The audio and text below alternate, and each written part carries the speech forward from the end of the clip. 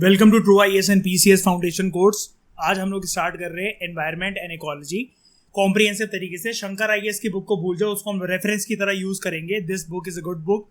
First edition इसका introduce हुआ है पीएमएफ आईएएस। आज तक इसके सिर्फ नोट्स आते थे, करोल बाग मुखर्जी नगर जैसे एरियाज में ऑनलाइन मिलते थे और काफ़ी अच्छा मटेरियल इनका। और शंकर आईएएस से आपको काफ़ी ज़्यादा अच्छे से लीड मिलेगी। Environment and ecology apart from UPSC जिन एग्जाम्स में पूछा जाता है वहाँ पर तो आप अपनी एक्यूरेसी 99% मान लो।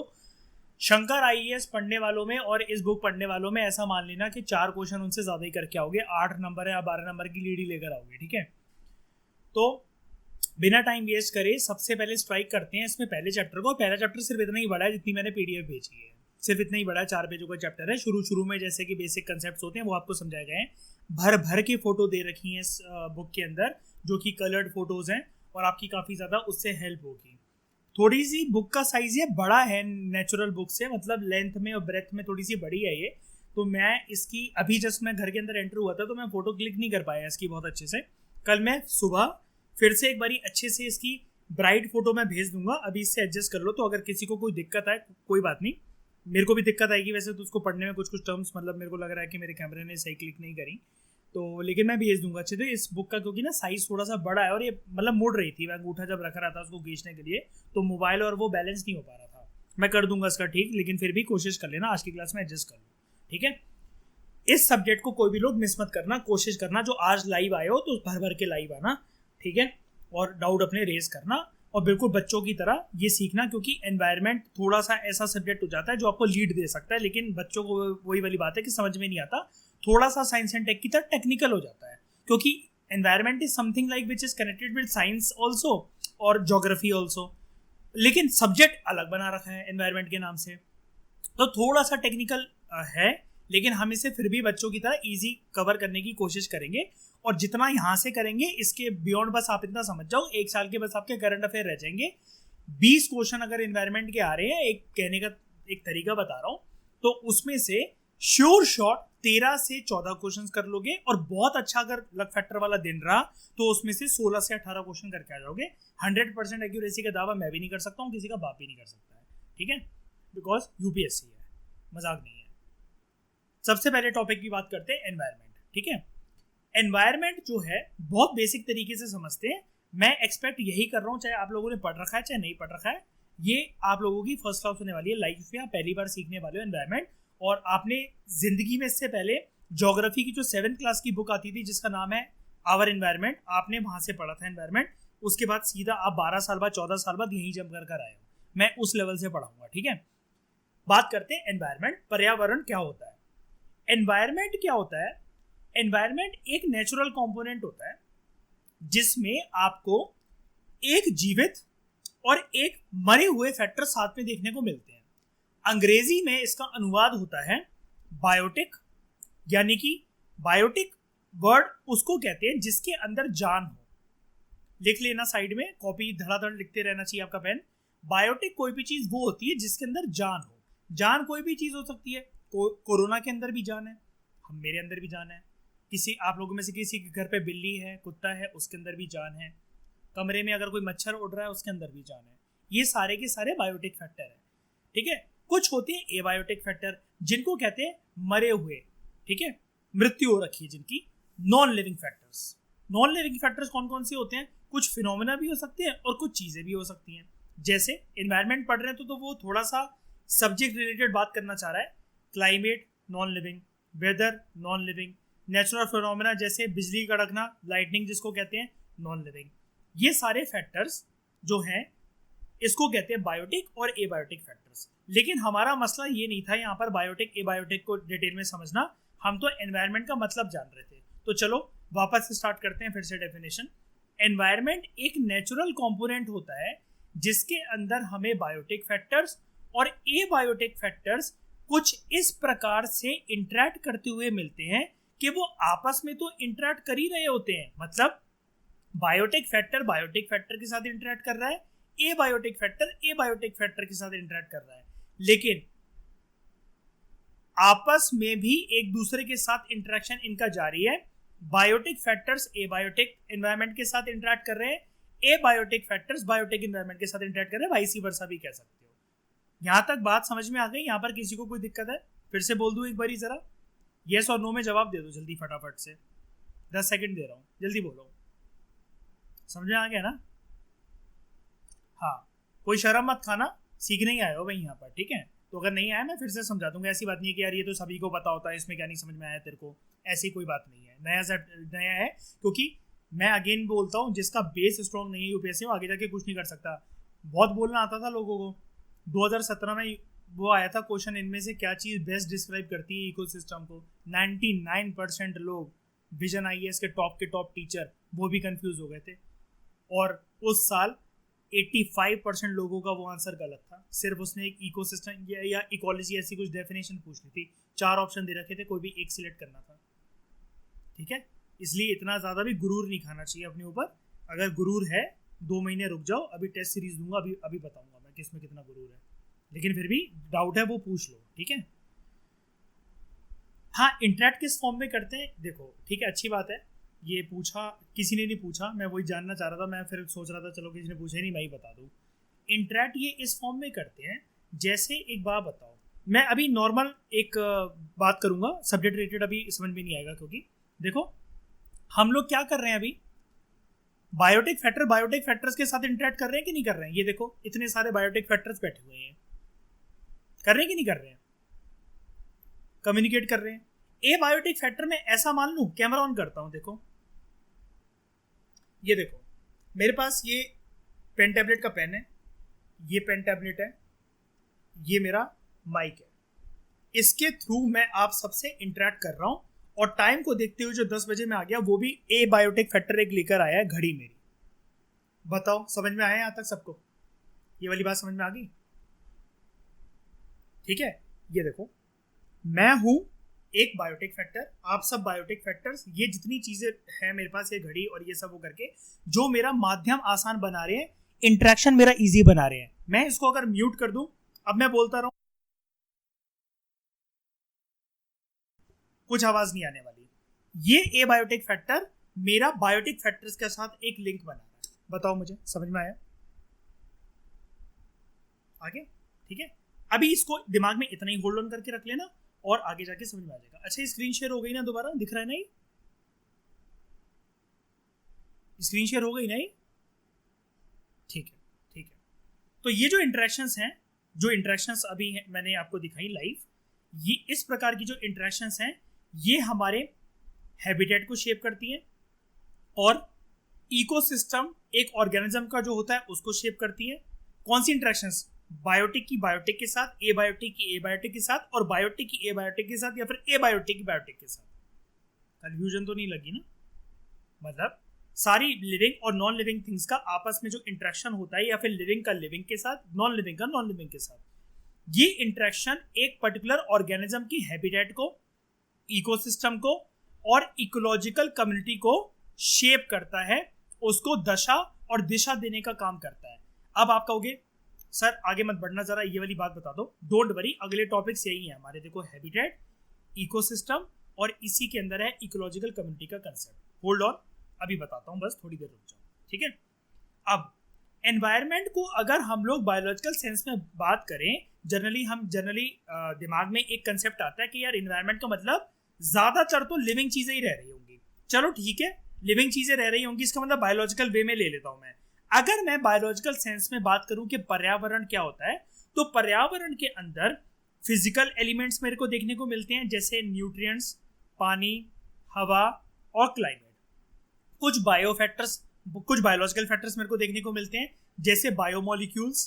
कुछ ऑर्गेनिजम्स कोई भी हो सकते हैं, चिड़िया, तोता, मैना, बदक, तितलियां, प्लांट की स्पीशीज, कैटरपिलर, सांप हैं, इंसान हैं, सारी चीजें। ऑर्गेनिज्म तो कोई भी हो सकता है।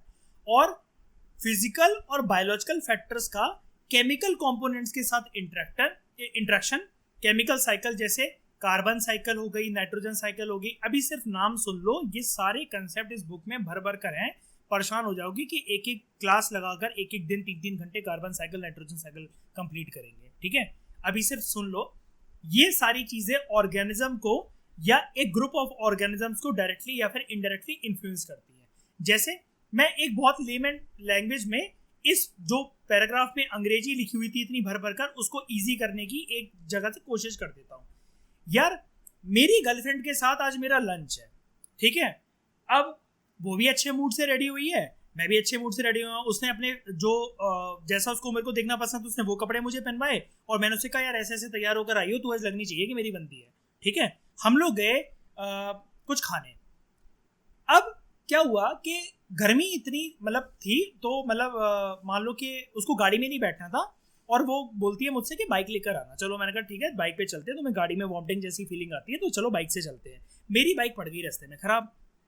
अब क्या है, और मान लो कि ये दिन आज का ही है, मेरी बाइक रास्ते में खराब पड़ गई और आज जैसे तपतपाती हुई गर्मी या फिर किसी भी दिन की इस महीने की गर्मी को इमेजिन कर लो, उसमें अब मेरी बाइक खराब और मैं लगवा रहा हूँ उससे धक्के उसके साथ। अब हम लोग पैदल पैदल जा रहे हैं। जब तक वो वहां पहुंची, अब वो मुझसे कह रही है दीपांग मैं तुम्हारे ऊपर बरसूं इससे पहले बेटर ये है कि आज नहीं मिलते हैं, हम किसी और दिन मिलते हैं, अब मेरा मूड हो गया स्पॉइल भयंकर तरीके से। ये क्यों हुआ? गर्मी की वजह से हुआ। सर्दियां अगर होती तो उसको कोई दिक्कत नहीं होती ये करने में, गर्मियों में चिड़चिड़ाहटपन वो होता है। जैसे दूसरी सिचुएशन मान लो, हमारा मिलने का टाइम है, मैं बहुत अच्छे कपड़े पहनकर आया हूँ, वो मुझे धूप में वेट करवा रही है, बहुत देर हो गई खड़े खड़े वो करके, मेरे कपड़े हो गए बिल्कुल पसीने पसीने और मेरे मुंह पे ऐसा लग रहा है कि सीलन आ गई है, जैसे इतनी देर वेट करवाया उसने। अगेन ये क्यों हुआ? गर्मी की वजह से। अब मैंने उससे कहा अभी तक नहीं पहुंची है ना, वापस घर लौट जा, मुझे नहीं मिलना उससे, मेरा मूड खराब है। क्या हुआ? बायोलॉजिकल सेंस में अगर मैं बात करूं, फिजिकल कंपोनेंट ने जैसे क्लाइमेट ने मेरा मूड फ्लक्चुएट करा, बायोलॉजिकल फैक्टर्स ने, मेरी बॉडी के अंदर गर्मी हो रही थी, अच्छा भला नहा धो के तैयार होकर आया था ठंडे पानी से, और केमिकल इंटरेक्शन जैसे कैसे मैं लौटने लगा, उसने कहा बाहर जरा देखो ध्यान से, बारिश वाला मौसम बन रहा है, बारिश हो रही है मेरे इधर तो मैं कहा यार बारिश हो रही है, चलो फिर तो यार बारिश हो तो यार मतलब क्या कहते हैं हम लोग अवॉइड ही नहीं कर सकते, बारिश में तो हमारा मिलना यार ज़रूरी है, बारिश इज सच रोमांटिक थिंग। तो दोबारा मूड अच्छा हो गया। ये थोड़ी सी बात मैंने नॉनसेंस बात बताई, लेकिन समझ में आई सबको? अंकिता तो रिलेट कर पाएगी, अंकिता के लिए थोड़ी ना नॉनसेंस है, तो अंकिता या बाकी लोगों के लिए भी, लोग बताते नहीं रिलेशनशिप में, मैं कैसे मान लूं? एक बात बताता हूँ, मुझे गर्मी में जैसे मैं किसी से बाहर मिलने गया, वो उल्लू का भट्टा या उल्लू की भट्टी मुझे चाय ऑफर कर रही है वहां पे, भाई कुछ ठंडा पिलाते तो मेरे को भी अच्छा लगे कि थोड़ी देर तेरे साथ और खड़ा हो सकूं तेरे पास में। या फिर मुझे कोई गर्मियों में ये कह रहा है कि फुल स्लीव्स की मतलब टी शर्ट पहन लो या कुछ शर्ट पहन लो और तब मुझसे मिलो, या स्वेटर पहनकर आ जाओ, तुम्हें स्वेटर में बहुत अच्छे लगते हो, तुम ये स्वेटर ही पहना करो जून जुलाई में भी। जनरली गर्मी में हमारा चिड़चिड़ाहटपन ज्यादा बढ़ता है कि नहीं बढ़ता? मुझे बताओ ये वाली बात। या हम जब कुछ गर्म खाएं, आपके घर पे लाइट नहीं है, 12 बज रहे हैं जून की गर्मी में, घर पे लाइट नहीं है, और उस टाइम पर कोई खोलती हुई चाय तुम्हारे सामने रख जाए कि चाय पी लो एक कप, अच्छा मूड तो नहीं बनेगा ना? पी चलो भले ही लोग, अगर कोई कैफीन इंटेक का शौकीन है कुछ भी, अच्छा मूड तो नहीं बनेगा ना इससे। एसी के सामने बैठना पसंद है, एसी के पीछे बैठना पसंद होता है जो गर्म हवा फेंकता है वो? ये चीज है ना, अब समझ में आया? गर्मियों में अगर इंसान नहाने में लेट हो जाता है ना, वो पता है क्या करता है? शाम को नहाऊंगा, शाम को नहाऊंगी, क्यों? गर्म पानी आ रहा होता है, टंकी खोल रही होती है, ऐसा लगता है गैस पे किसी ने पानी रख दिया है, मूड ही खराब हो जाता है। वैसे तो नहाकर सबका मूड अच्छा होता है, क्योंकि हमारे जो अल्फा बीटा जो वो क्या कहते हैं न्यूरॉन्स को जो एक्टिवेट करते हैं, जो वेव्स होती है, वो हमारा मूड अच्छा कर देती है। वाटर भी एक थेरेपी होती है साइकोलॉजिकल ट्रीटमेंट करने के लिए। लेकिन गर्म पानी से नहाना किसको पसंद है? मोटर चलाओगे और मोटर नहीं चल रही तो शाम को नहाओगे। मुझे ये जितने एग्जांपल्स में दिए जा रहा हूँ, समझ पा रहे हो? ये वाटर, एयर, क्लाइमेट, न्यूट्रिएंट्स वगैरह कैसे बायोलॉजिकल फैक्टर को इन्फ्लुएंस कर रहे हैं, और इन सब का इंटरेक्शन केमिकल प्रोसेसेस से कैसे होता है, और ये सब इन्फ्लुएंस कर रहे हैं कि नहीं कर रहे हैं ऑर्गेनिज्म को। एनवायरमेंट, हमारे घर का एनवायरमेंट, अभी इस टाइम पे लाइट ना हो किसी के घर पे, वो पसीने पसीने में मोबाइल डेटा से कनेक्ट करके क्लास ले रहा हो, कुछ फोकस हो पाएगा बताओ? या बहुत अच्छे से एंजॉय करोगे क्लास को? अब समझ में आया? बताओ। It is just like Alankrita. Alankrita cat की बहुत शौकीन है। अलंकृता, जस्ट इमेजिन आपके सामने सर्दियों में कोई बर्फ वाला पानी डाल के बिल्लियों को रगड़ के नहला दे, या बर्फ वाली बाल्टी में उनको डुबाकर रख दिया, उनका एनवायरनमेंट बिगड़ेगा कि नहीं बिगड़ेगा? क्या है ना? नहीं लाना चाहिए ना, यही वाली चीज है। तो जितने ऑर्गेनिजम्स होते हैं, last point, all organisms depend on the environment to carry out the natural life processes. सारे ऑर्गेनिजम्स एनवायरनमेंट के ऊपर डिपेंडेंट है अपनी जिंदगी को चलाने के लिए, अपने नेचुरल प्रोसेसेस को कैरी आउट करने के लिए और अपनी फिजिकल रिक्वायरमेंट्स को मीट करने के लिए। अब वो कोई भी हो सकता है, हम भी, जैसे खाना, एनर्जी की बात मतलब सन से कर लो, वाटर, ऑक्सीजन और शेल्टर, ये सारी नीड्स हमारी फिजिकल रिक्वायरमेंट्स एनवायरनमेंट से पूर्ति होती है इनकी, एज वेल एज दूसरे ऑर्गेनिजम्स की भी इन्हीं से पूर्ति होती है। मुझे इन चारों पॉइंट्स में कोई बता दो, किसी को कोई भी दिक्कत लगी हो, मैं फिर से मैं बताने को तैयार हूँ, बताओ। पहला पॉइंट ये बोल रहा था, एनवायरनमेंट एक नेचुरल कंपोनेंट होता है जिसके अंदर लिविंग और नॉन लिविंग थिंग्स इंटरेक्ट करते हैं आपस में भी और एक दूसरे के साथ भी। इन इंटरेक्शंस की वजह से हर एक ऑर्गेनिज्म का हैबिटेट, इकोसिस्टम और इकोलॉजिकल कम्युनिटी शेप होती है। बायोलॉजिकल सेंस में एनवायरनमेंट के अंदर फिजिकल कंपोनेंट्स होते हैं जैसे पानी, हवा, क्लाइमेट। बायोलॉजिकल फैक्टर्स होते हैं जैसे बायोमोलिक्यूल्स, ऑर्गेनिज्म जो कि उस एनवायरनमेंट के कोर पार्ट होते हैं। और इन सब का इंटरेक्शन केमिकल प्रोसेसेस के थ्रू होता है, केमिकल साइकिल्स के थ्रू होते हैं, जैसे कार्बन साइकिल और नाइट्रोजन साइकिल, जो कि एक ऑर्गेनिज्म को अफेक्ट करते हैं, इन्फ्लुएंस करते हैं। जैसे एक साइकिल का नाम मान लो, केमिकल साइकिल नाम मानते हो, जैसे रेन साइकिल मान लो। बारिश का इंतजार रहता है सबको कि नहीं रहता? या आप में से कोई चाहता है कि बारिश नहीं होनी चाहिए गर्मियों में? बिल्कुल भी, पड़ती रहे और गर्मी पड़ती रहे, बढ़ती रहे, मजे आ रहे हैं बहुत ज्यादा, लाइट ही ना रहे। है इस प्रकार का किसी में पागलपन?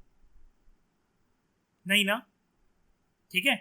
यही चीज है कि, और बारिश जैसी ही हो जाती तो एक मुझे बताओ, बालकनी में खड़े होना या फिर उस टाइम पर फिर चाय बनाना अगर पूरे दिन से नहीं बनी है, या फिर कहीं लॉन्ग ड्राइव पर निकल जाना या बाहर का कुछ खाकर आना, मन करता है कि नहीं करता? मूड थोड़ा सा अच्छा रहता है उस टाइम पे कि नहीं रहता? बताओ, होता है ना? तो सारे ऑर्गेनिज्म जो होते हैं, लास्ट पॉइंट ये बोल रहा है, वो डिपेंड करते हैं एनवायरनमेंट पे अपने नेचुरल लाइफ प्रोसेसेस को कैरी आउट करने के लिए और अपने फिजिकल रिक्वायरमेंट्स को मीट करने के लिए, चाहे वो फूड हो, एनर्जी हो, पानी हो, ऑक्सीजन हो या रहने की जगह हो जिसको शेल्टर कहते हैं। ऊपर एक पॉइंट कह रहा था ना, ये जो इंटरेक्शंस होते हैं हैबिटेट को शेप करता है, इंडिविजुअल का, इकोसिस्टम और इकोलॉजिकल कम्युनिटी को। तो सबसे पहले जानते हैं हैबिटेट क्या होता है। देखो, हैबिटेट ना एक ऐसा फिजिकल एनवायरनमेंट होता है जहां पर ऑर्गेनिज्म रहता है। यानी कि जैसे प्रिया, आपके घर का एड्रेस क्या है?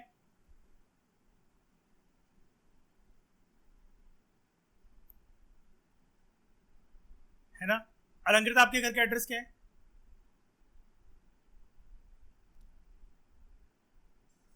बिस्मय?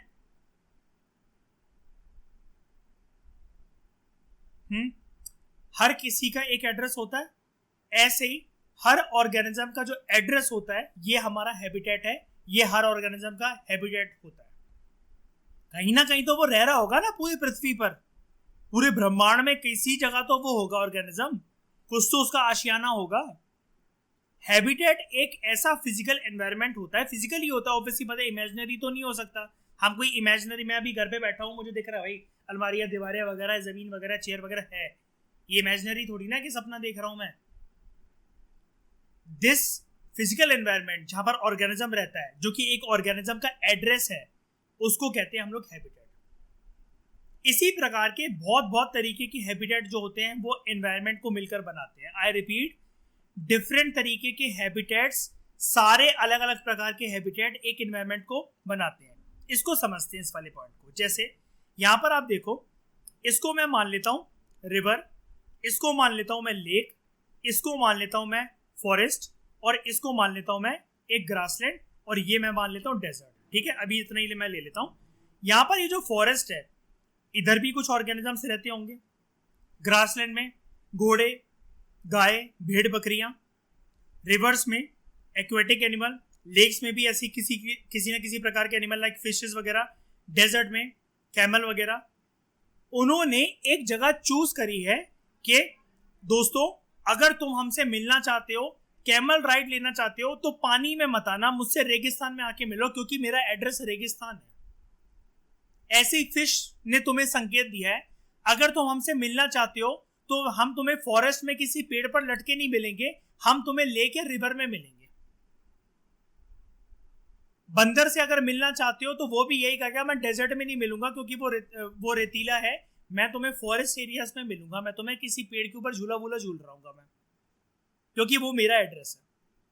ऐसे डिफरेंट स्पीशीज जैसे जैसे इवॉल्व होती गई, और ये इवोल्यूशन वाला पार्ट तुम्हें समझ में आएगा। फिर से वो ऑस्ट्रेलोपिथिकस वगैरह का डायग्राम अगले चैप्टर में दे रखा है, वो जो हमने 6 स्टेजेस करी थी इसी बुक में दे रखा है, तो वो हमारा काम आ जाएगा, वो प्री हिस्टोरिक एज का जो पढ़ना जो लास्ट क्लास में हमने कंप्लीट करा। लेकिन धीरे धीरे जैसे मैं तुम्हें ये बताना चाह रहा हूँ, अगर इसका बैकग्राउंड बनाऊं तो कुछ ऑर्गेनिजम्स जो थे जब वो इवॉल्व हुए, स्पीशीज आगे उनके इवोल्यूशन होते चले गए, तो उन्होंने डिसाइड करा कि उनकी कम्युनिटी, उनकी बिरादरी को यही एनवायरनमेंट सूट करता है। क्रोकोडाइल भाई साहब ने जैसे ये सोचा, ज्यादातर मैं पानी वानी के अंदर ही रहूंगा, शिकार करने के लिए बस थोड़ी देर के लिए बाहर आ जाऊंगा, मुझे सनलाइट भी मिल जाए सर्दियों में, गरम गरम रेत पे मेरी सिकाई हो जाए, और बाद में मैं पानी में लौटने के लिए तैयार हूँ। सिमिलरली मेढक ने भी ऐसा सोचा, कोई फर्क नहीं पड़ता जी, मैं पानी में और बाहर बैठने को एक पत्थर पे या लोगों के घरों में बरसात वगैरह में जाने के लिए मैं तैयार हूँ, मुझे कोई फर्क नहीं पड़ता। हॉर्सेस ने लेकिन सोचा, हमें भाई घास से खाना पसंद है, हमें खुले मैदान में दौड़ना पसंद है, हमें चिपका चिपकी नहीं पसंद, तो हम फॉरेस्ट में, पानी में, रेगिस्तान में ना पाकर हम ग्रासलैंड में मिलेंगे। ऐसी मछलियों ने ये सोचा कि नहीं यार, हम यार पानी में ज्यादा हमें एनवायरनमेंट ये सूट करता है, हमारे पूर्वज ने इससे बाहर निकल कर देखा था, और टाइम एंड टेस्टेड मेथड ये कहता है जब हम बाहर निकलते हैं तो सांस ना लेने की वजह से, सांस ना मिल पाने की वजह से हमारी मौत हो जाती है, तड़प तड़प के मरते हैं, फड़क फड़क के मरते हैं। मुझे बताओ, हैबिटेट समझ में आया ये कॉमन एग्जांपल्स के थ्रू, और ये डिफरेंट हैबिटेट्स एनवायरनमेंट कैसे बनाते हैं? बताओ, फिर से बताऊं?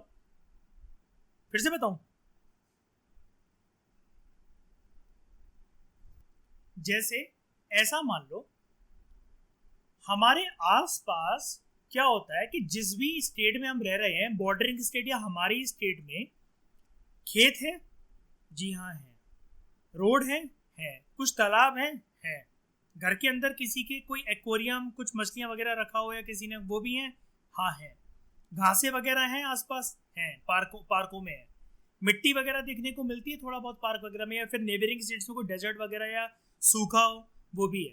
थोड़ा सा ऊपर चले जाएं तो पहाड़ है, हाँ है, उन पे बर्फ है। इसका मतलब पूरे इंडिया में डिफरेंट डिफरेंट रीजन्स में और अपने घरों के आसपास भी, अपने स्टेट में, बॉर्डरिंग स्टेट में, ये सब क्या है? ये अलग अलग हैबिटेट ही तो है। बताओ मुझे जरा, नहीं है हैबिटेट ये अलग अलग? तो ये अलग अलग प्रकार के हैबिटेट मिलकर बना रहे कि नहीं बना रहे एनवायरनमेंट? इंडिया में क्या सिर्फ लेक है और कुछ भी नहीं है, किसी प्रकार का कोई चीज देखने को नहीं मिलती?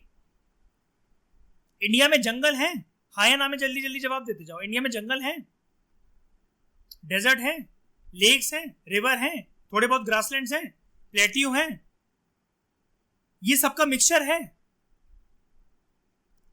हुआ? तो इसका मतलब अगर मैं इंडिया को एनवायरनमेंट बोलूं तो ये नंबर ऑफ राज्य मिलकर अलग अलग जिनके अंदर हैबिटेट है, वही इंडिया को इंडिया बना रहे हैं।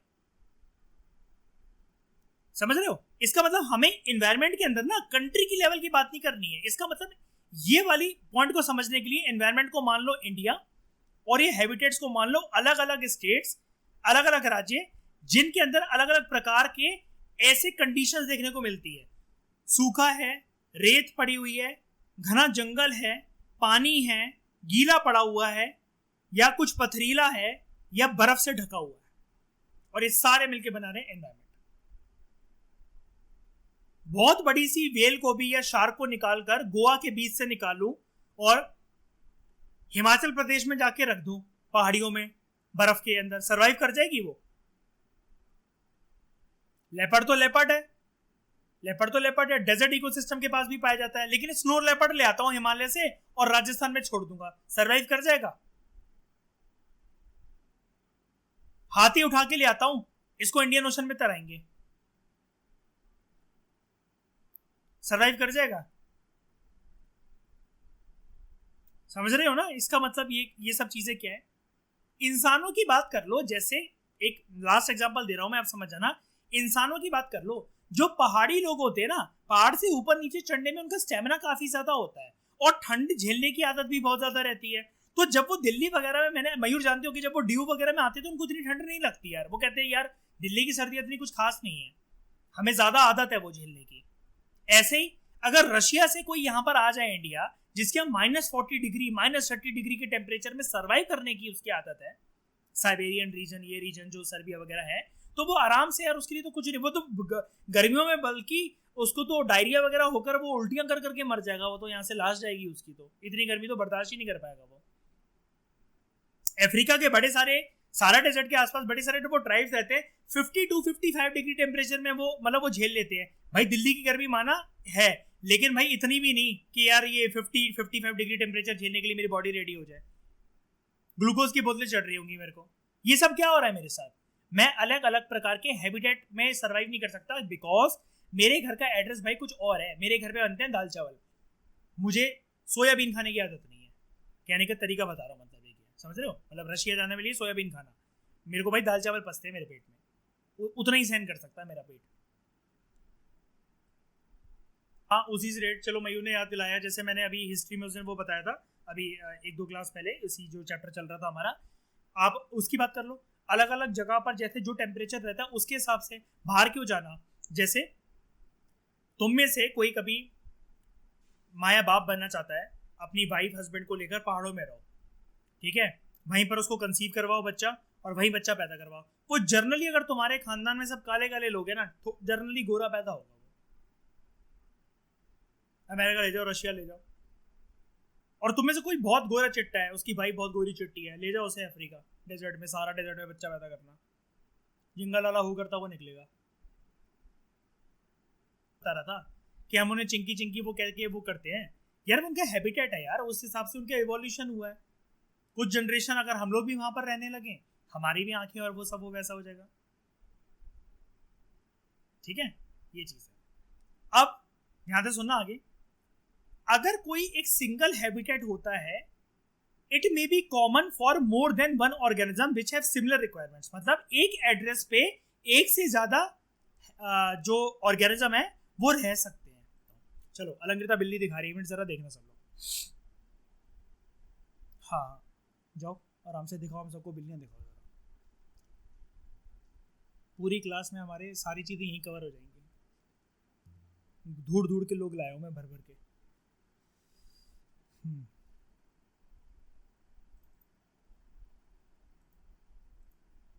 ये रही, क्या नाम है इसका? अच्छा ये नई वाली है, और बाकी का है? अच्छा अच्छा ठीक है, इसको ध्यान से देख लिया। इसको आज की क्लास में हम लोग नाम दे देते हैं, जो अलंकृता जो बिल्ली का फेवरेट नाम रखती है बिल्लू, ठीक है, अलंकृता इसको बिल्लू बोल के चलते हैं आज की क्लास में। ये बिल्लू है, ठीक है, सबने देख लिया। चलो आगे, मुझे क्या बताओ, ये संसार में रूल है कि बिल्ली पैदा होगी तो मेरे घर के बिस्तर पे बैठेगी? मेरे तो बिस्तर पे कोई बिल्ली नहीं दिख रही, बिल्ली तो लेकिन पार्कों वार्कों में तो घूम रही होंगी, बताओ। लेकिन बिल्ली की जो भी रिक्वायरमेंट है ना, अलंकृता उसको पूरा कर रही है। कैसे? दूध देना, खाना देना, उसको जहां पर बैठना है, मतलब वो कंफर्टेबल है बिल्ली, तभी तो उसके बिस्तर पे बैठी हुई है पूरा संसार छोड़कर। अब बात करो इस पॉइंट को, अब समझने में किसी को कोई दिक्कत नहीं आएगी। एक सिंगल हैबिटेट में एक से ज्यादा ऑर्गेनिज्म रह सकते हैं, मोर देन वन ऑर्गेनिज्म, जिनकी सिमिलर सी रिक्वायरमेंट हो। बिल्ली की रिक्वायरमेंट वहां पर उसकी पूर्ति हो रही है और अलंकृता की भी हो रही है, तो अलंकृता की मम्मी ने बिल्ली भी पाल रही है और अलंकृता को भी पाल रही है, ठीक है। अमीबा अपनी, अगर मैं तुमसे यस और नो पूछूं, क्या अमीबा अपनी शेप चेंज कर सकता है? हाँ तो ये इसको लिख लेना, ठीक है। 9th क्लास की साइंस की एनसीईआरटी कल रिवाइज कर रहा था मैं, उसमें ये वाला बोल्ड करके फैक्ट दे रखा है, अमीबा अपनी शेप चेंज कर सकता है, लेकिन सबके लिए लागू नहीं होता, सबके लिए नहीं होता है लागू अमीबा, लेकिन अनलिमिटेड टाइम्स अपनी शेप चेंज कर सकता है। आप सोचो ये सबके लिए बैक्टीरिया, फंगी और ये सब लोग कर सकते हैं, ऐसा जरूरी नहीं होता, ठीक है। छोड़ो इन सबको, आगे बढ़ते हैं। राजेंद्र बुरा मत मानना, मैं एक मेरा एक प्रोसेस होता है, मैं उसी के अकॉर्डिंग चलता हूँ यार, ऐसे तो फिर सब लोग सारी चीजें पूछ लेंगे यार, तो यार फिर यहाँ पर कोई मतलब नहीं बनता ना यार। फॉर एग्जाम्पल, ठीक है, for example a single aquatic habitat, अगर एक पानी का तालाब है तो वहां पर मुझे मछली, मेढक, केकड़ा, फाइटोप्लैंक्टन, जस्ट वेट कुछ क्लासेस के लिए बता दूंगा, जिसको ये मतलब नहीं पता बस रट्टा मार लेना, स्पेलिंग याद कर लेना इसकी लिख लिख कर बच्चों की तरह, फाइटोप्लैंक्टन क्या होता है। और दूसरे स्पीशीज एक तालाब में रह सकते हैं, एक पानी वाली जगह में रह सकते हैं, ठीक है। अंकिता, जैसे आप मुंबई से हो, जब बीच जाते होगे अपने हस्बैंड के हाथों में हाथ डाल के, तो वहां पर दिखता है ना क्रैब्स वगैरह, वो पत्थरों पे चिपके रहते हैं बारिश के दिनों में, मैंने देखा था जब मैं गया था लास्ट ट्रिप में, है ना। मेढक वगैरह भी तुम लोग के घर पे आ जाते होंगे इधर उधर में, मतलब मैं सबको बोल रहा हूँ। और गांव में एक चीज आपने देखी होगी, राजेंद्र वगैरह जितने लोग विलेज से मतलब बिलोंग करते हैं, खेतों में जब पानी बढ़ता है अपने आप मछलियां पैदा हो जाती हैं वहां पे बारिश के बाद। जानते हो सब लोग ये वाली बात, है ना, होता है। मेरे दादी के खेत में भी ऐसा हो जाता है, छोटी छोटी मछलियां मतलब पैदा हो जाती हैं। और जहां पर ट्यूबवेल लगे रहते हैं, आई थिंक आप लोगों ने ट्यूबवेल का कंसेप्ट सुना होगा, तो राजेंद्र आप जानते होंगे ट्यूबवेल जहां लगे रहते हैं वहां पर तो ऑटोमेटिकली बहुत बड़े बड़े साइज की मछलियां पैदा हो जाती हैं।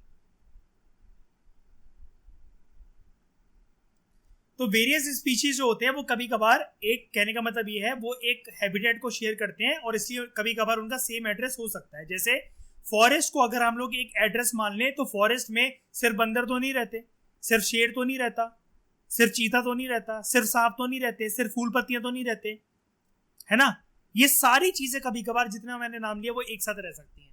एक रिवर सिर्फ मछलियों के लिए तो नहीं होती, वहां पर सी हॉर्स भी हो सकता है ना, वहां पर केकड़े भी हो सकते हैं, मेढक भी हो सकता है, छोटे छोटे और स्पीशीज भी हो सकते हैं। सिमिलर सा लेक में भी ऐसा कुछ हो सकता है। अब मुझे बताओ, समझ में आ गया? कोई किसी को कोई दिक्कत फिर से बताऊं, हैबिटेट क्या है क्या नहीं होता है। और ये वाली लाइन क्लियर हो गई इसमें आपको कि बड़े सारे हैबिटेट जो होते हैं वो एनवायरनमेंट बनाते हैं मिलकर। अलंकृता कोई डाउट है? दिवजोत कोई डाउट है? ये वाला लास्ट लाइन ठीक है। बड़े सारे जो स्पीशीज होते हैं वो एक कॉमन हैबिटेट कभी कभार शेयर करते हैं, उनका कॉमन हैबिटेट होता है, वो ये कह रहा है कॉमन एड्रेस होता है, सॉरी। वही अलंकृता और बिल्ली को मान लो शेयर कर रहे हैं ना कॉमन हैबिटेट। अलंकृता का घर एक हैबिटेट, एक उसका एड्रेस, अलंकृता भी वहां रह रही है और बिल्लियां भी वहां रह रही हैं। यूट्यूब पे देखा होगा आपने, इंसान भी रह रहे हैं कि घर में, और कुत्ते बिल्लियां दोनों रख रखे हैं उन्होंने, और फिश टैंक भी रख रखा है घर में, एक्वेरियम भी है उनके। हो गया कॉमन एड्रेस, और बड़े सारे स्पीशीज शेयर कर रहे हैं उसको। बताओ कोई दिक्कत? ठीक है। कभी कभार आपने वो भी देखा होगा, छत पे आप किसी ना, मतलब क्या बताऊं मैं इसको, मिट्टी डाल के किसी चीज में कोई चीज रखी हुई है, बहुत लोग जानते होंगे इस बात को पक्का, अपने आप मशरूम उगाता है उसमें। देखा है मतलब, जानते हो इस चीज को, है ना। बारिशों के बाद तुम देखो अपने आप मशरूम उगाता है जहां पे भूसा होता है। अब भूसा, काफी लोग पूछेंगे क्या होता है, गाय के खाने का मतलब एक चारा होता है, उसको कमरे में जहां पर रखा जाता है उसको भूस कहते हैं, भूसा कहते हैं गांव में। आगे, difference between habitat and environment. Habitat और एनवायरनमेंट के बीच में क्या डिफरेंस होता है ये ध्यान से समझना। आपने एनवायरनमेंट भी देख लिया, हैबिटेट भी देख लिया, डिफरेंस क्या होता है। लेकिन अगर ये आ जाए, ये क्वेश्चन एक इंपॉर्टेंट क्वेश्चन है, आने वाले टाइम में आपको इस प्रकार का क्वेश्चन यूपीपीएससी या फिर एमपीपीएससी में देखने को मिल सकता है। यूपीएससी में आपका होगा, क्यों नहीं नाम ले रहे इसका, यूपीएससी में इस प्रकार के बेसिक क्वेश्चन इंटरव्यू में पूछे जा सकते हैं। जैसे 2013 में जब सिलेबस चेंज हुआ, रैंक 1 गौरव अग्रवाल से क्वेश्चन पूछा गया था, वाइल्ड लाइफ सेंचुरी और नेशनल पार्क, और एक और चीज होती है, 3 चीजें पूछी थी कि इनके बीच में डिफरेंस क्या होता है। Biosphere reserve, biosphere reserve, wild life sanctuary और नेशनल पार्क में डिफरेंस क्या होता है। और वो फेल कर गए थे, वो नहीं बता पाए थे इसका आंसर। उन्होंने इंटरव्यू स्क्रिप्ट अपनी बताई थी, वो नहीं बता पाए थे, विजन में आए थे वो उस टाइम पे, तो वो नहीं बता पाए थे। और ये शंकर आईएएस में दे रखा था क्योंकि उन्होंने प्रिपेयर करा था, लेकिन एकदम से उनको ध्यान नहीं था। तो कुछ कुछ कंसेप्ट अपने याद करते जाना। मैं बार बार बता रहा हूँ आपको, पूरा गेम साइकोलॉजी का है। यूपीएससी का लेवल अब बदल गया, चेंज हो गया है।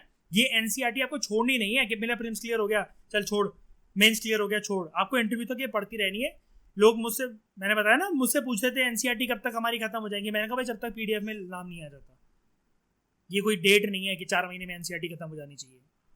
ठीक है, आगे नहीं, सबसे पहला पॉइंट, हैबिटेट में हमेशा एक जिंदगी होती है उसके अंदर। भैया अगर घर है तो इसका मतलब उसके अंदर रहने वाली जानें भी होंगी। एक घर है, अब वो कंसेप्ट मत लेकर आना सर एक घर, खाली घर भी तो हो सकता है, एक बंजर जमीन भी तो हो सकती है, एक भूतिया महल भी तो हो सकता है। मैं बकवास बातें नहीं कर रहा हूं। जर्नली 99% केसेस में अगर कोई घर है तो कोई ना कोई तो रह रहा होगा ना।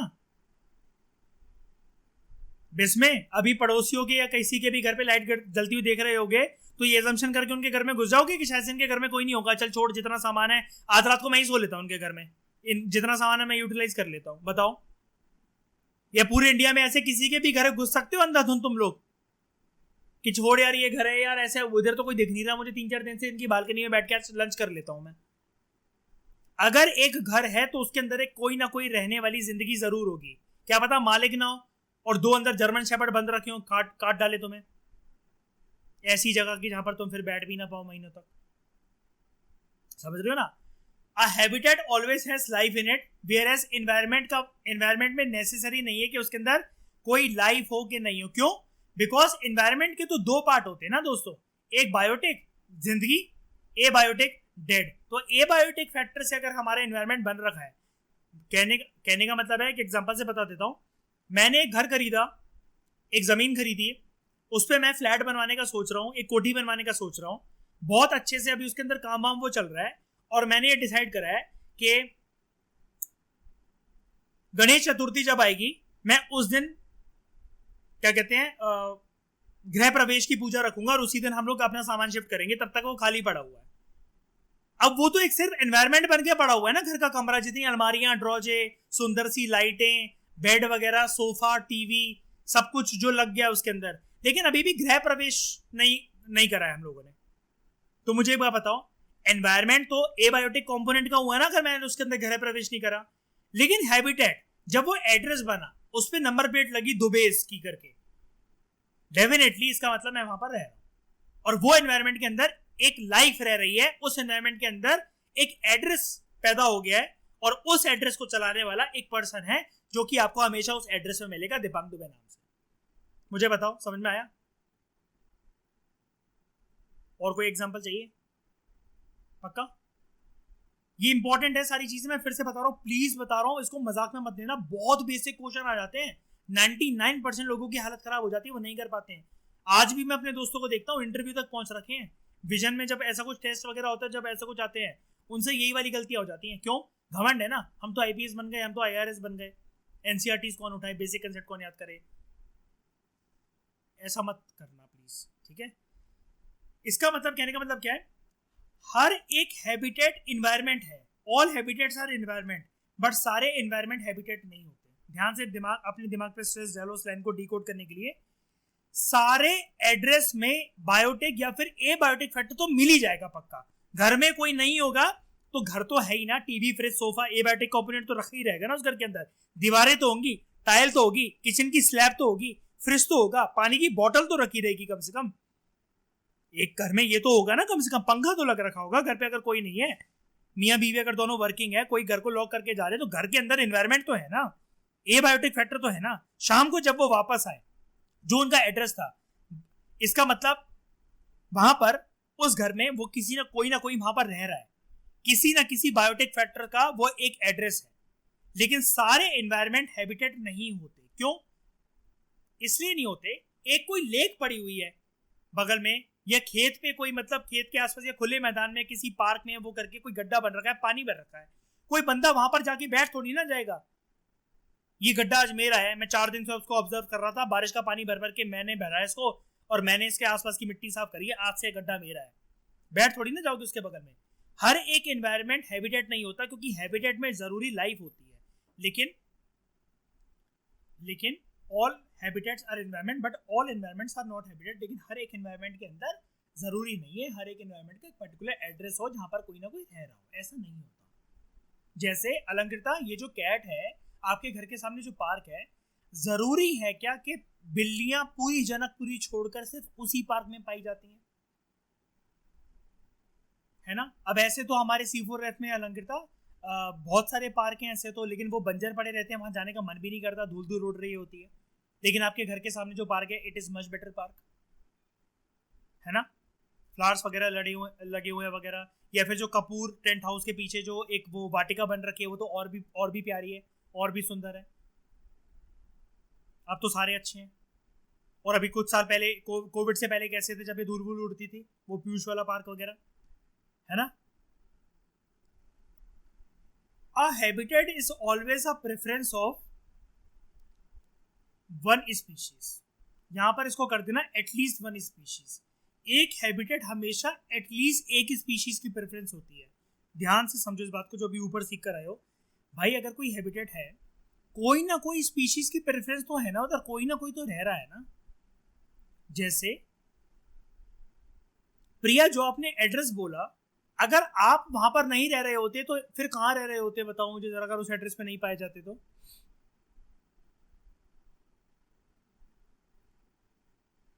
कहीं और, ऑब्वियस बात है, इसका सोच के क्यों बोल रही है कहीं और रह रहे होते, ऑब्वियस ही बात है ना। हमेशा एक हैबिटेट जो होता है वो किसी ना किसी स्पीशीज की प्रेफरेंस बनता है। अब इसको थोड़ा सा एनवायरमेंटल लेवल पे, हायर स्टैंडर्ड पे थोड़ा सा इस लाइन को समझते हैं। यार शेर ने जो उसका इवोल्यूशन हुआ उसकी स्पीशीज का, शेर की प्रजाति का, उसने जंगल चूज करा।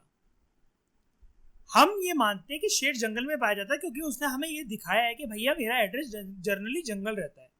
कभी ये एक्सपेक्ट कर सकते हो कि तुम गोवा के बीच पे गए हो, समुद्र से तुम्हें शेर आता हुआ दिख रहा है आगे पानी की लहरों से, और फिर वो पानी के अंदर चला जा रहा है कुछ घंटों के लिए, फिर वो बाहर आ रहा है? ऐसा एक्सपेक्ट कर सकते हो कभी इमेजिनेशन में भी? बताओ हाँ या ना? नहीं ना, क्योंकि उसने चूज क्या करा है? फॉरेस्ट। फॉरेस्ट है एक हैबिटेट, यानी कि एक एड्रेस है। वो किस किस का एड्रेस है फॉरेस्ट मयूर? मल्टीपल। जैसे एग्जांपल दो, 5, कोई भी 5। मंकी, लायन, टाइगर, बर्ड्स और रेप्टाइल्स हो गए, स्नेक वगैरह। उन्होंने वो चूज करा है, समझ गए ना? आगे, an environment could be a preference of many species. लेकिन एक एनवायरमेंट बहुत सारी स्पीशीज का प्रेफरेंस हो सकता है। क्यों? क्योंकि डिफरेंट डिफरेंट हैबिटेट से ही तो एनवायरमेंट बना है। मतलब वो ये ना, ये वाली लाइन ना वो ऐसे कह रहा है कि एनवायरमेंट के अंदर बड़े सारे हैबिटेट है। Habitat 1, habitat 2, habitat 3। अब इतने सारे हैबिटेट हैं तो मैनी स्पीशीज तो वर्ड आएगा ही ना, आएगा यहाँ पर। That could eventually become many habitat. देखो लाइन कंप्लीट कर दी उसने। अल्टीमेटली वो एनवायरमेंट बड़े सारे हैबिटेट्स में तब्दील हो जाता है। लास्ट, यूजली एनवायरमेंट जो होता है वो हैबिटेट की प्रॉपर्टीज को गवर्न करता है, लेकिन हैबिटेट कभी भी एनवायरमेंट की प्रॉपर्टीज को गवर्न नहीं कर सकता। क्यों? एनवायरमेंट में अगर ए बायोटिक फैक्टर है तब तो चलो कोई बात नहीं, लेकिन अगर बायोटिक फैक्टर है तो उस बायोटिक फैक्टर की वजह से एक चीज बनकर आएगी हैबिटेट। लेकिन कभी भी हैबिटेट जो होगा वो पूरे के पूरे एनवायरमेंट को नहीं चलाएगा। क्यों? क्योंकि हमने एक चीज सीखी थी, हैबिटेट के अंदर हमेशा एक लाइफ होती है, लेकिन एनवायरमेंट के अंदर तो एबायोटिक कंपोनेंट भी होते हैं, नॉन लिविंग। लेकिन हैबिटेट इस पे इंटरेस्टेड नहीं है, इसके साथ कभी रिलेशन नहीं बनाना चाहता। Habitat abiotic factor is a big no no for habitat. लेकिन एनवायरमेंट दोनों की कदर करता है, चाहे तुम जिंदा हो चाहे तुम मरे हुए हो। इजी है ये, रिवाइज करना आ जाएगा समझ में। बताओ मुझे जरा, समझ में आया इतना? इसमें किसी को कोई डाउट इन इस कंसेप्ट में, एनवायरमेंट, हैबिटेट और दोनों के बीच में डिफरेंस? हैबिटेट, प्रिया करेगी सेकंड पॉइंट ये जो है कि habitat is a preference of one species. ये मैंने आपसे ही बुद्ध को पूछा था। एक जो हैबिटेट होता है, habitat is equal to address. कोई ना कोई एड्रेस किसी ना किसी का प्रेफरेंस होता है। जैसे अंकिता, अगर उसका सिलेक्शन हो जाए तो हम में से अंकिता यही कहेगी, यार क्योंकि मेरे हस्बैंड मुंबई में रहते हैं तो जनरली मैं मेहनत करके मतलब कुछ ऐसी रैंक लाना चाहती हूँ जिससे मुझे मुंबई का ऑर्डर मिल जाए। ठीक है?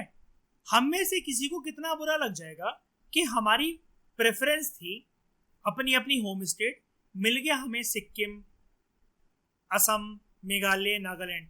कहने को जी सिंगल डिजिट रैंकर हैं, आईएएस बन गए, लेकिन दुख इस बात का, साला जीते जी कोई नहीं जान पाएगा। हमारी स्टेट्स के लोगों के सामने जो घमंड करना था वो तो चूर चूर होकर रह गया। एड्रेस पे हर कोई एड्रेस, मतलब हर कोई कोई ना कोई एड्रेस को प्रेफर करता है। जैसे अगर मुझे घर बनवाना है तो इस फलाने ब्लॉक में, यार यहाँ पर कभी घर बनवाएंगे यार, ऐसी बातें आप मतलब आपने सुनी होंगी, आपने करी होंगी, या आपने डेफिनेटली किसी के साथ ऐसा इंटरेक्शन करा होगा जब कोई ये बोलता है यार यहाँ तो एक घर बनवाना ही बनवाना है, यार अगली बार अगर ये वाला यहाँ से मकान शिफ्ट करेंगे ना तो हमारा मन है हम उस कॉलोनी जाकर रहें, क्योंकि अब वहां पर घर काफी अच्छे बन गए, पहले तो नहीं अच्छे थे, लेकिन हमारी सहेली, हमारे दोस्त, हमारे रिश्तेदार वहां पर रह रहे हैं, वो बताते हैं अब उनका घर देखो, वो कितनी साफ सुथरी कॉलोनी है, पार्किंग का स्पेस है, ये है वो है। इसका मतलब हर किसी का कोई ना कोई प्रेफरेंस तो रहती है ना। तुम लोग जहाँ रह रहे हो जरूरी तो नहीं ना वो मेरी प्रेफरेंस बने। मैं नहीं हूँ भाई इंटरेस्टेड उस जगह पर आने में, उस जगह पर रहने में, वहां पर तैयारी करने में, वहां पर कमरा लेकर रहने में। लेकिन आप लोगों ने तो चूज करी ना, आप लोग तो रह रहे हो ना। हो सकता है वाइसी वर्सा, जिस जगह पर मैं रह रहा हूँ, जिस कॉलोनी में, जिन गलियों में मैं रह रहा हूँ, वो तुम्हें पसंद आए। क्यों? क्योंकि being an organism, being an species, मेरा एड्रेस मेरी प्रेफरेंस थी, इसलिए मैं यहाँ पर रह रहा हूँ। तुम्हारा एड्रेस तुम्हारी प्रेफरेंस थी, इसलिए तुम वहां पर रह रहे हो। एनवायरमेंट के कंटेक्स्ट में इसको अप्लाई कर दो। हर एक स्पीशी का अपना अपना एक जोन ऑफ कंफर्ट होता है जिसमें वो रहना चाहता है। मुझे सिलेक्शन के बाद नहीं बनना भाई आईएएफएस ऑफिसर, मैं इंडिया छोड़ के नहीं जाना चाहता, नहीं चाहिए मुझे पेरिस में अगर पोस्टिंग हो रही हो। कोई श्योर तरीके से कह रहा है कोई न्यूयॉर्क में तुम मजे करना, शीशे वाला घर होगा तुम्हारा, नहीं चाहिए मुझे यार। मेरा वो एड्रेस नहीं, मेरी प्रेफरेंस ही नहीं है वहां पर एड्रेस अपना बनाने की। इंडिया में कहीं भी पोस्टिंग कर दो, कोई दिक्कत नहीं है। अब समझ में आया प्रिया? इसका मतलब हैबिटेट हमेशा किसी ना किसी स्पीशीज की प्रेफरेंस होती है। तुम ठुकरा दोगे तो कोई ना कोई तो लाइक करेगा। जो घर किराए का तुमने ठुकरा दिया है, कोई ना कोई तो रहेगा उसमें आके। तुम नहीं रह रहे तो ऐसी स्पीशीज। शेर बोल रहा है मुझे पानी में नहीं रहना, मछलियां कह रही है भाड़ में जा हरामजादे, मैं तो रहूंगी, तेरे को नहीं पसंद तो क्या हो गया? ठीक है।